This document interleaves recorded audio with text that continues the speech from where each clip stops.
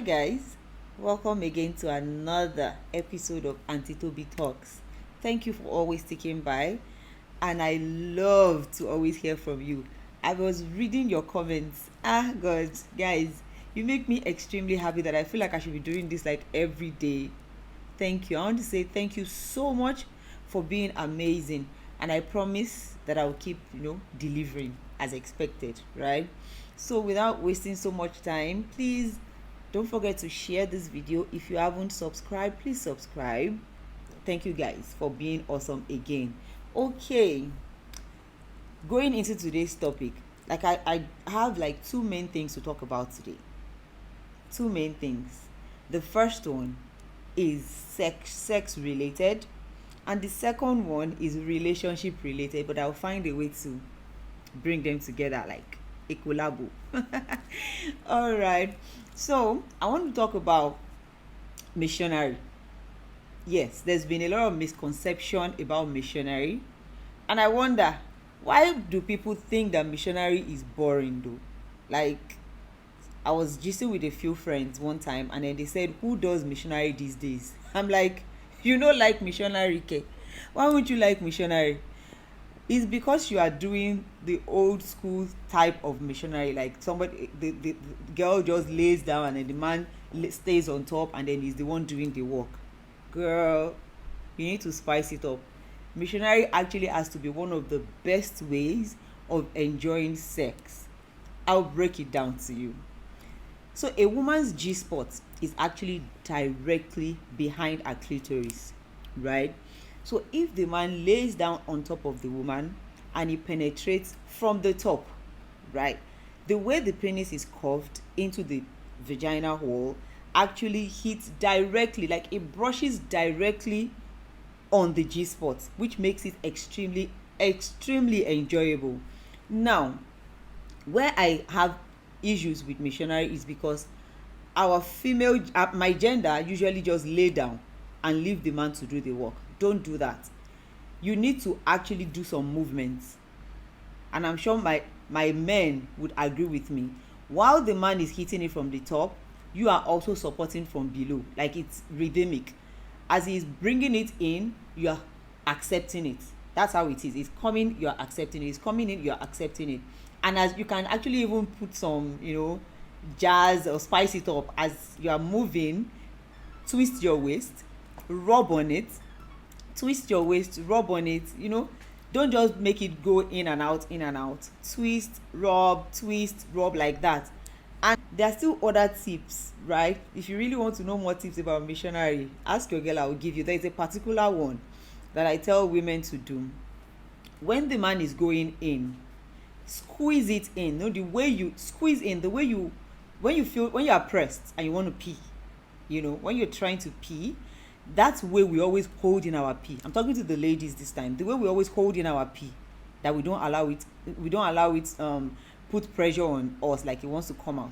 That way, just try it. As the man is going in, hold on to it like that. Like, hold on to the penis. You're actually squeezing in, and you're making him feel all the warmth, all the bulkiness of the vaginal wall. Trust me, just listen to him, the way you respond at the time. It is always wonderful. I'll give you another tip. I don't want to talk too much, I don't want to share too much, but I'm helping a girl here, and I'm just trying to prove a point that missionary is not boring. So one more tip about this penetration thing, as apart from you squeezing in, grabbing it and releasing, try to act like you are pulling out, but you're not going to let the penis come out. As you are grabbing, pull out a little, don't let the penis come out, then go back in. See, it's going to stop and allow you do the work. This is going to take me to my next point. I said I was giving you two tips today, but before I go on to the next point, I want to say again, if at this point you haven't liked this video, what are you doing? I cannot just be giving you all these free tips without supporting your girl. Give me a like, give me a share, and subscribe. So on to my next point. My next point is, ladies, this is to ladies in particular, don't give a permanent thing to a temporary guy. I'll say that again. Don't give a permanent thing to a temporary guy. Now I'm talking about sex. When you are giving it, don't give it all. Like, hold on.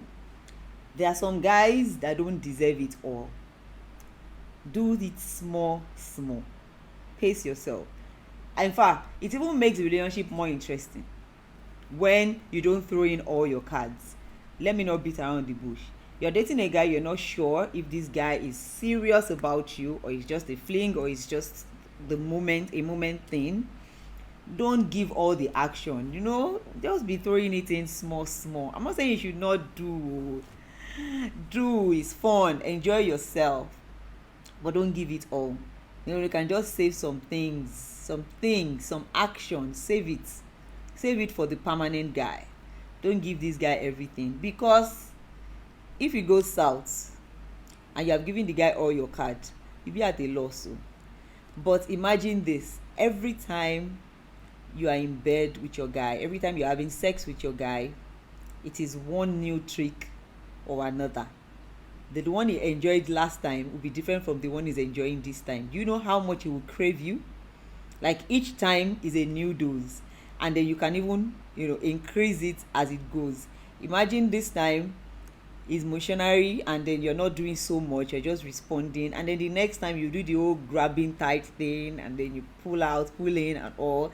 Meanwhile, you still have some nice position that you're still keeping. See, I know that there are other styles. That grabbing, pulling out, pulling in thing that I mentioned earlier is even sweeter with the reverse position. Like if it's a doggy style, keep that one for the permanent guy. Don't give it to a temporary guy. By the time you are dishing it out small, in little doses, you might even make a temporary guy become a permanent guy. Those are the two things that I love to share today. I don't want to talk so much about this. I won't give all my tips out now, you get, so that you can come back again to watch. Like I said, always enjoy the moment, and communicate is very key. Communication is key.